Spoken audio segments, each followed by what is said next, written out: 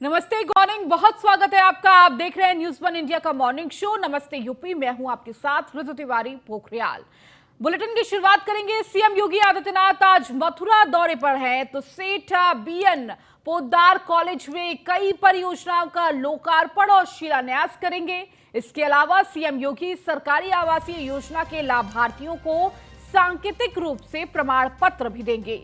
साथ ही सीएम अन्य प्रशासन कार्यक्रम में हिस्सा भी लेंगे। तो अंत में सीएम योगी प्रबुद्ध जन सम्मेलन को संबोधित करेंगे। तो आज सीएम योगी आदित्यनाथ मथुरा दौरे पर रहने वाले हैं और इस दौरान कई सारी सौगात सीएम देंगे। तो मथुरा जाएंगे सीएम योगी। ये दौरा बेहद उपयोगी माना जा रहा है। तो कान्हा नगरी में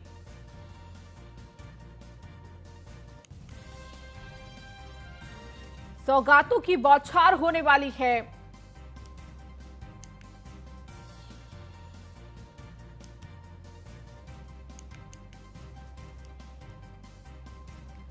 तो आज सीएम योगी का ये मथुरा दौरा जो है बेहद महत्वपूर्ण रहने वाला है, जहां पर कई सारे कार्यक्रमों का आयोजन किया जाएगा। इसके साथ ही साथ प्रबुद्ध जन सम्मेलन का भी आयोजन होगा, जिसमें कई प्रबुद्ध वर्ग के सेक्टर्स के लोग मौजूद होंगे और इस दौरान सीधा संवाद सीएम योगी आदित्यनाथ से और कई सारी परियोजनाओं का लोकार्पण और शिलान्यास भी करेंगे सीएम योगी। तो लगातार ताबड़तोड़ दौरे पर सीएम योगी आदित्यनाथ हैं और ज्यादा जानकारी के साथ हमारे संवाददाता नीलेश चौहान हमारे साथ जुड़ चुके हैं। नीलेश, आज सीएम योगी आदित्यनाथ मथुरा दौरे पर रहने वाले हैं। देखिए, ताबड़तोड़ दौरा उनका देखने को मिल रहा है। एक के बाद एक जिले में सीएम जा रहे हैं और देखिए, आज मथुरा के लिए बेहद खास ये दिन होने वाला है, क्योंकि कहीं ना कहीं आज कान्हा नगरी में सौगातों की बौछार होगी।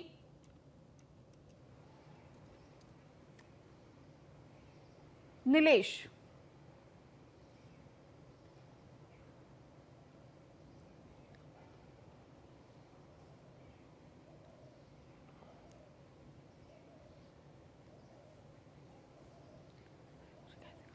देखिए, बिल्कुल उत्तर प्रदेश के मुख्यमंत्री योगी आदित्यनाथ अपने ताबड़तोड़ दौरों के लिए जाने जाते हैं। आज की अगर हम बात करें तो उत्तर प्रदेश के मुख्यमंत्री योगी आदित्यनाथ मथुरा दौरे पर रहेंगे, जहां पर कई परियोजनाओं का शिलान्यास और लोकार्पण का कार्यक्रम रखा गया है। जो कई करोड़ की लागत से परियोजनाएं तैयार की गई थी, उनको जो है आज जनता को लोकार्पित किया जाएगा। उसके अलावा अगर हम बात करें मुख्यमंत्री योगी आदित्यनाथ की, तो मथुरा में आयोजित होने वाले कई अन्य कार्यक्रमों में भी वो शिरकत करेंगे, चाहे वो प्रबुद्ध जन सम्मेलन हो, जहां पर वो कई वर्गों के आए हुए जो प्रबुद्ध जन होंगे उनसे वार्ता करेंगे। साथ ही साथ दूसरे अगर हम कार्यक्रमों की बात करें तो सीएम अन्नप्राशन योजना के कार्यक्रम में भी वो शामिल होंगे। उसके अलावा अगर हम बात करें सरकारी आवासीय योजना के जो लाभार्थी हैं उनको सांकेतिक रूप से जो प्रमाण पत्र हैं वो भी मुख्यमंत्री योगी आदित्यनाथ की तरफ से उपलब्ध कराए जाएंगे। योगी आदित्यनाथ की अगर हम बात करें तो लगातार वो उत्तर प्रदेश के अलग अलग हिस्सों के दौरों पर रहते हैं, निरीक्षण करते हैं और जमीनी हकीकत जानते हैं। और उत्तर प्रदेश सरकार और केंद्र सरकार की जो योजनाएं हैं उनको जनता को वो योजनाएं जनता को मिल रही हैं नहीं मिल रही, उस पर भी विशेष ध्यान रखते हैं। आज जब वो मथुरा दौरे पर रहेंगे तो मथुरा की जनता को कई अहम सौगातें भी उत्तर प्रदेश सरकार और मुख्यमंत्री योगी आदित्यनाथ की तरफ से दी जाएंगी। तो कहीं ना कहीं देखा जाए तो मुख्यमंत्री योगी आदित्यनाथ का आज का मथुरा दौरा काफी महत्वपूर्ण इसलिए भी हो जाता है क्योंकि उत्तर प्रदेश सरकार और केंद्र सरकार की कई ऐसी परियोजनाएं हैं जिनका शिलान्यास और लोकार्पण का कार्यक्रम आज रखा गया है।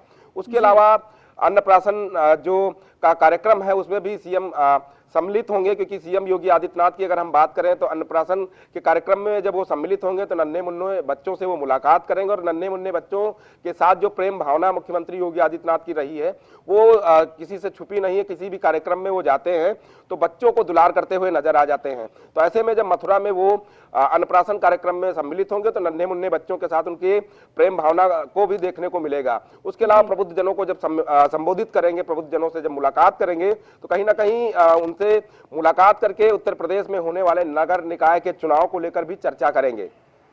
जी बिल्कुल नीलेश, और देखिए, नगर निकाय चुनाव है, इसको देखते हुए भी कहीं ना कहीं बेहद महत्वपूर्ण ये दौरा होता है। नीलेश, उसके साथ ही साथ मिनट टू मिनट उनका क्या कुछ कार्यक्रम रहने वाला है? लखनऊ से कितने बजे रवाना होंगे मथुरा के लिए?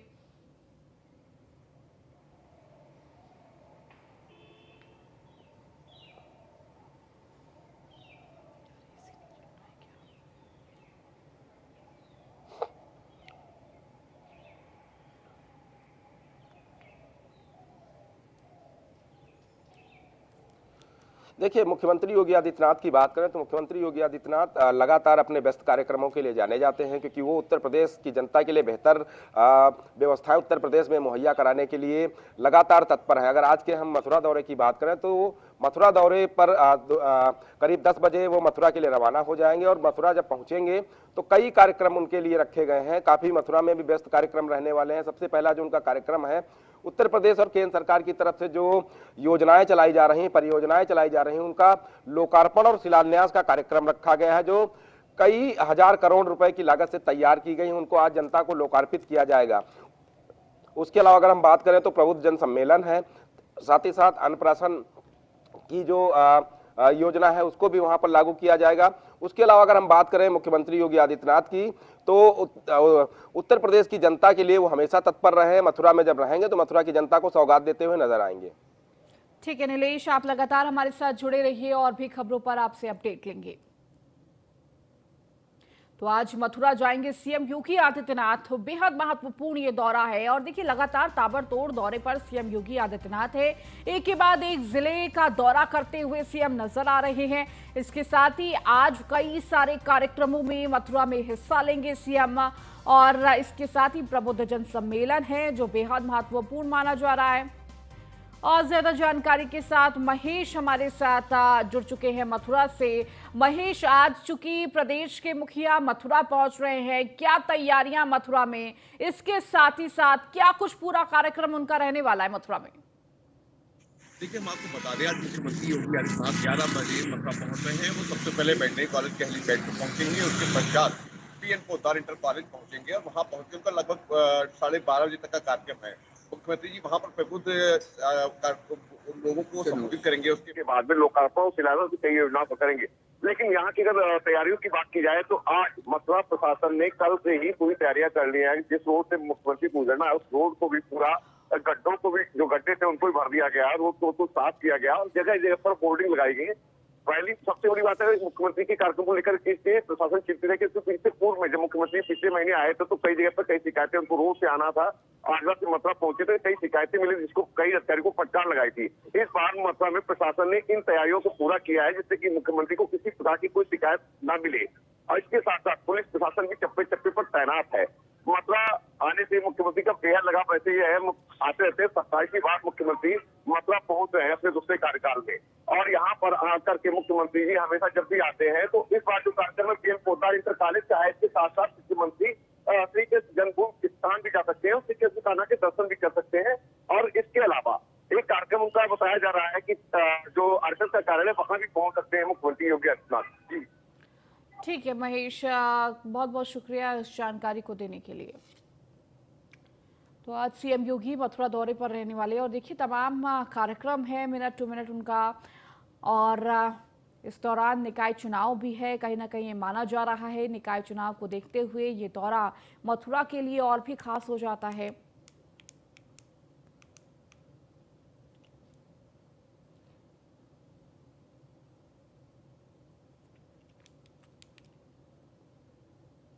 आज यूपी निकाय चुनाव पर हाईकोर्ट की लखनऊ बेंच में सुनवाई है। कल निकाय चुनाव के ऐलान पर हाईकोर्ट ने रोक लगा दी थी, तो आरक्षण को लेकर हाईकोर्ट में दायर हुई थी जनहित याचिका। आज जनहित याचिका पर फिर हाईकोर्ट करेगा सुनवाई। सुनवाई के बाद तारीखों के ऐलान पर फैसला होगा।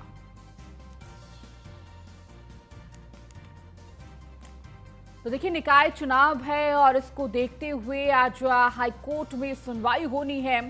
कल हाईकोर्ट में इसी को मामले को लेकर सुनवाई हुई थी, जहां हाईकोर्ट ने तारीखों के ऐलान पर रोक लगाई हुई है।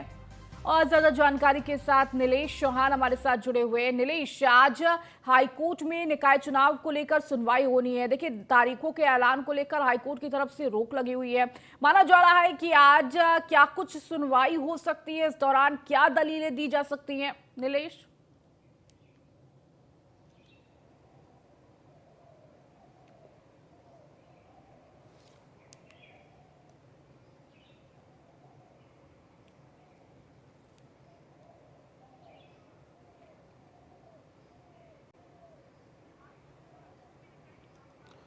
देखिए, बिल्कुल आपको बता दूं कि उत्तर प्रदेश में होने वाले नगर निकाय चुनाव को लेकर एक ओर जहां तैयारियों का दौर चल रहा था, दूसरी ओर कुछ ऐसे प्रत्याशी थे जिन्होंने आपत्ति दर्ज कराई थी जब आरक्षण आया था कि उत्तर प्रदेश की तमाम ऐसी नगर निकाय की, नगर निगमों की सीटें हैं जहां पर आरक्षण जो है ठीक ढंग से लागू नहीं किया गया। ये आरोप लगाते हुए आपत्तियां लगाई गई थी। जब आपत्तियां निरस्त हुई उसके बाद कुछ लोग जो है हाईकोर्ट का रुख कर गए, जिसके बाद हाईकोर्ट ने कल उत्तर प्रदेश में होने वाले नगर निकाय के जो चुनाव है उनके तारीखों के ऐलान पर रोक लगा दी थी।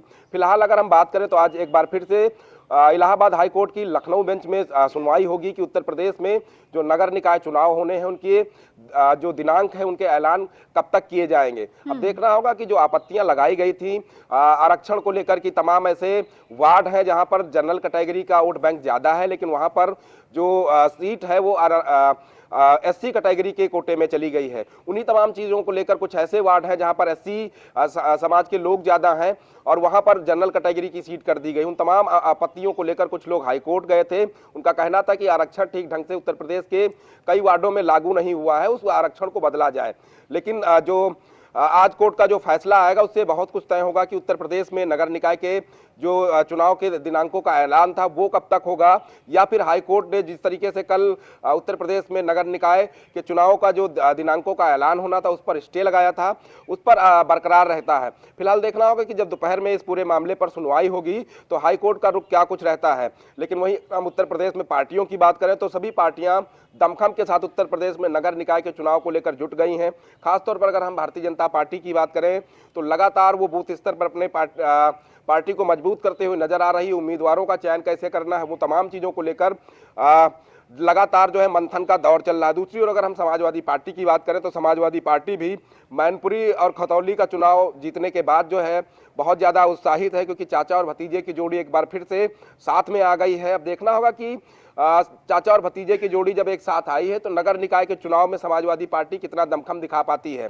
दूसरी ओर अगर हम बात करें हाईकोर्ट की तो हाईकोर्ट आज ये साफ करेगा कि उत्तर प्रदेश में नगर निकाय के चुनाव की जो दिनांकों का ऐलान है वो कब होगा, या फिर जिस तरीके से जनहित याचिका डाली गई थी जिसमें साफ तौर पे कहा गया था कि उत्तर प्रदेश में तमाम ऐसे वार्ड हैं जहां पर जो आरक्षण सूची लागू की गई है वो कहीं ना कहीं उसका पालन ठीक ढंग से नहीं हुआ है। उस पर हाई कोर्ट क्या कुछ अलग से फैसला सुना सकता है, ये फिलहाल देखने वाली बात होगी। ठीक है नीलेश, बहुत बहुत शुक्रिया इस जानकारी को देने के लिए। बढ़ेंगे आगे। अरुणाचल की तवांग में भारत और चीनी सैनिकों में झड़प देखने को मिली। एलएसी पर 300 चीनी सैनिकों को भारतीय जवानों ने खदेड़ा। रक्षा मंत्रालय ने के अनुसार 9 दिसंबर को यह झड़प हुई तो तवांग में झड़प पर भारतीय सेना का बयान सामने आया है। हमारे सैनिकों ने करारा जवाब दिया। झड़प में दोनों देशों के सैनिक घायल हुए हैं। झड़प के बाद कमांडर स्तर की बातचीत हो रही है।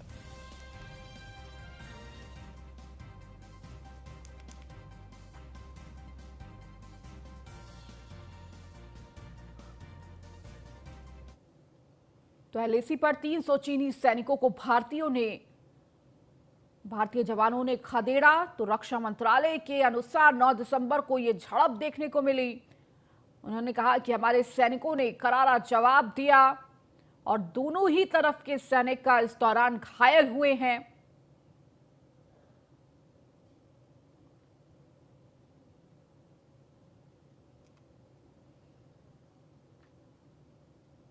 और अब हम वाराणसी से, जहां काशी विश्वनाथ धाम में भक्तों ने बनाया एक नया रिकॉर्ड। काशी विश्वनाथ धाम में 100 करोड़ से अधिक का चढ़ावा। पहले साल में भक्तों ने चढ़ाया 100 करोड़ से अधिक का चढ़ावा। तो 7.35 करोड़ से अधिक श्रद्धालुओं ने बाबा के दर्शन किए। नकदी समेत 60 किलो सोना, 10 किलो चांदी चढ़ाया गया। तो 1500 किलो तांबा भी भक्तों ने अर्पण किया। मंदिर प्रशासन की आय में हुई 500% की बढ़ोतरी। तो एक नया रिकॉर्ड काशी विश्वनाथ के नाम दर्ज हुआ है। तो नकदी समेत 60 किलो का सोना, 1500 किलो तांबा भी भक्तों ने अर्पण किया। तो मंदिर प्रशासन की आय में 500% की बढ़ोतरी हुई है, जो अपने आप में ही एक बड़ा रिकॉर्ड है। तो काशी विश्वनाथ धाम में भक्तों ने ये नया रिकॉर्ड बनाया है। तो काशी विश्वनाथ धाम में 100 करोड़ से अधिक का चढ़ावा तो पहले साल में भक्तों ने चढ़ाया 100 करोड़ से अधिक का चढ़ावा। तो करीब 7 करोड़ 35 लाख से अधिक श्रद्धालुओं ने दर्शन किया। नकदी समेत 60 किलो सोना, 10 किलो चांदी चढ़ाया गया। इसके साथ ही साथ 1500 किलो तांबा भी भक्तों ने अर्पण किया है। तो मंदिर प्रशासन की आय में 500% की बढ़ोतरी हुई है। तो काशी विश्वनाथ मंदिर के भक्तों ने ये नया रिकॉर्ड कायम किया है। काशी विश्वनाथ धाम के लोकार्पण के 1 वर्ष पूरे होने पर हम लोग वार्षिक उत्सव मना रहे हैं, पर जिसमें बाबा विश्वनाथ की विशेष अर्चना पूजा कर रहे हैं, हवन करा रहे हैं, साधु संतों को बुलाकर उनको सम्मानित करेंगे।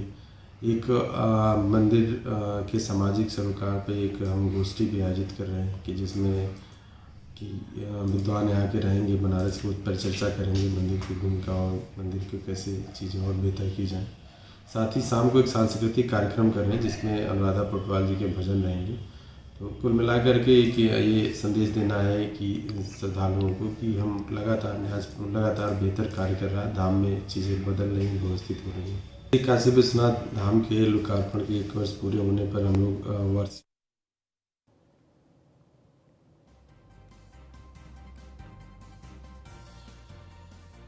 तो करीब 7 करोड़ 35 लाख श्रद्धालुओं ने इस दौरान दर्शन किए हैं। और देखिए, अपने आप में ही श्रद्धालुओं ने ये बड़ा रिकॉर्ड काशी विश्वनाथ के नाम किया, जहां पर 100 करोड़ का चढ़ावा देखने को मिला है। तो मंदिर प्रशासन की जो आय है उसमें भी 500% की बढ़ोतरी हुई है। एक नया रिकॉर्ड काशी विश्वनाथ धाम के नाम।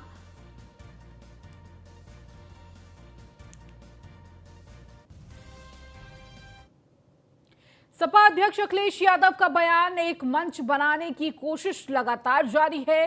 देश में महंगाई और बेरोजगारी चरम पर है, किसानों और युवाओं के साथ धोखा हुआ है। आज देखिए उत्तर प्रदेश कहां जा रहा है। कई सवालों के जवाब बीजेपी को देने होंगे। जीएसटी की छापेमारी से व्यापारी परेशान हैं।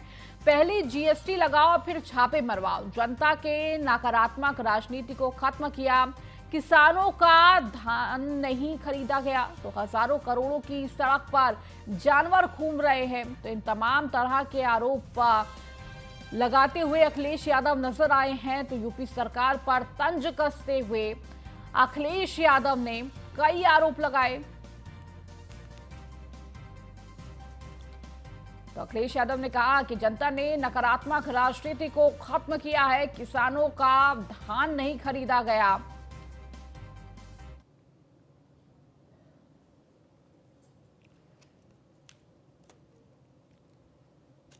मैं मैनपुरी के मतदाताओं का धन्यवाद देना चाहता हूं कि इन परिस्थितियों में जब नेताजी नहीं थे, नेताजी को सच्ची श्रद्धांजलि दी है ऐतिहासिक वोटों से जिता करके। डिम्पल यादव तीसरी बार लोकसभा की सांसद बनी हैं और इस बार का चुनाव बहुत अलग था। जहां नेताजी के बिना हम लोग लड़ रहे थे, लोगों ने नेताजी को याद करके नेताजी का काम, नेताजी ने जो घर परिवार जिस तरीके से वो संपर्क बना कर रखा उसकी वजह से, और मैनपुरी को एक पहचान दी नेताजी ने। शासन लड़ रहा था, प्रशासन पूरी ताकत लगाए हुए था। पता नहीं उन्हें जो बाहर से फोर्स आई थी, सेंट्रल फोर्स, उसको कौन बताता था कि ये समाजवादी गांव है, इसी में आप जाइए पेट्रोलिंग करिए। इलेक्शन कमीशन का काम ये है कि ज़्यादा से ज़्यादा लोग मतदान करने आएँ। और अक्सर आपने देखा होगा चुनाव से पहले इस कोशिश के लिए वो कई बार सेमिनार्स करते हैं, मीटिंग्स करते हैं, जगह जगह जाते हैं, जगह जगह ऐड देते हैं, टीवी में प्रचार करते हैं। लेकिन पहली बार ऐसा देखने को मिला है मैनपुरी में, खतौली में भी इनफैक्ट, और रामपुर में, कि मतदाता वोट डालने ना आए। और हम लोग समय समय पे इलेक्शन कमीशन को सूचना देते रहे। भारतीय जनता पार्टी एक तो सबसे बड़ी झूठ बोलने वाली पार्टी है। अगर आप दिमाग में ये रखेंगे ये झूठ बोलने वाली पार्टी है तो आप उनसे लड़ सकेंगे। दूसरा, बाबा साहब भीमराव अम्बेडकर जी का जो संविधान है, जो उसमें अधिकार मिले हैं, समय समय पे जो वंचित लोग हैं, पिछड़े हैं, दलित हैं, उनके खिलाफ लगातार सरकार काम कर रही है। विकल्प बने, एक ऐसा फ्रंट हो या ऐसी कोई पार्टी का समूह हो जो भारतीय जनता पार्टी ने देश को चरम सीमा पर जो सामने महंगाई ला दिया, भ्रष्टाचार है, बेरोजगारी है। उत्तर प्रदेश का देख लीजिए हाल ही कुछ और है। गरीबों को कौन पूछ रहा है? जब वोट चाहिए था तो चना मिल रहा था, रिफाइंड तेल मिल रहा था, नमक की कसम दिलाई जा रही थी, और अब जब वोट मिल गया, सरकार बन गई, तो चना गायब हो गया, रिफाइंड तेल गायब हो। और अब खबर जौनपुर से, जहां गोलियों की तड़ाहट से मचा हड़कंप। तो सरोखनपुर में सभासद की गोली मारकर हत्या कर दी गई। घायल योगेश यादव की इलाज के दौरान मौत हो गई है। हत्या के पीछे स्थानीय विधायक का हाथ, परिजन के द्वारा यह आरोप लगाया गया है। तो विधायक रमेश मिश्रा से चल रही थी चुनावी रंजिश। मृतक योगेश पर मुकदमे पहले से ही दर्ज थे, कई मुकदमे। तो बदलापुर थाना क्षेत्र के सुल्तानपुर गांव की ये पूरी घटना है। तो बदलापुर पुलिस पर परिजन लगा रहे हैं कई आरोप। तो मृतक योगेश के ऊपर पुलिस ने दर्ज किए थे कई मुकदमे। तो जौनपुर से इस वक्त की बड़ी खबर आपको दे रहे हैं। गोलियों की तड़तड़ाहट से गूंजा बदलापुर का सुल्तानपुर गांव। योगेश यादव नामक की जिला अस्पताल में इलाज के दौरान मौत हो गई। तो परिजन हत्या के पीछे स्थानीय विधायक का नाम ले रहे हैं। तो बदलापुर पुलिस पर भी परिजन लगा रहे हैं आरोप।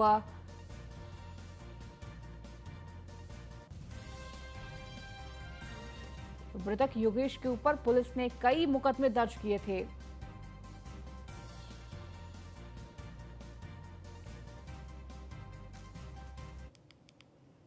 बदलापुर के सेटिंग विधायक के इशारे पर ये बंटी दुबे ने इनको गोली मारी है। क्या रंजिश थी? रंजिश लगभग 8 महीने पहले मारपीट आपस में हुई थी। विधायक जी के इशारे पर इनके ऊपर कम से कम 30 मुकदमे लादे गए हैं। और जो है गांव के जो है हम मंदिर के पुजारी हैं, यादव परिवार से हैं। मंदिर से भी ईर्ष्या ये लोग रखते थे। यही सब प्लानिंग इनकी थी, लगातार यही करके इनकी हत्या की गई है। और बदलापुर सेटिंग विधायक रमेश चंद्र मिश्रा का पुलिस द्वारा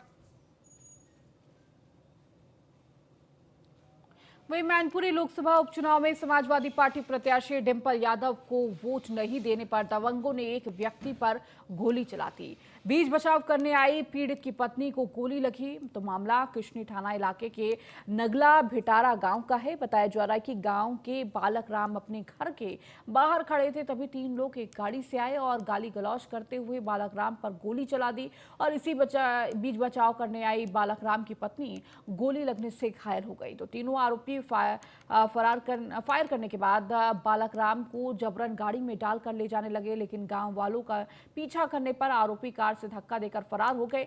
फिलहाल मामले में पुलिस ने एक नामजद और 2 अज्ञात के खिलाफ मामला दर्ज कर आरोपियों की तलाश शुरू कर दी है।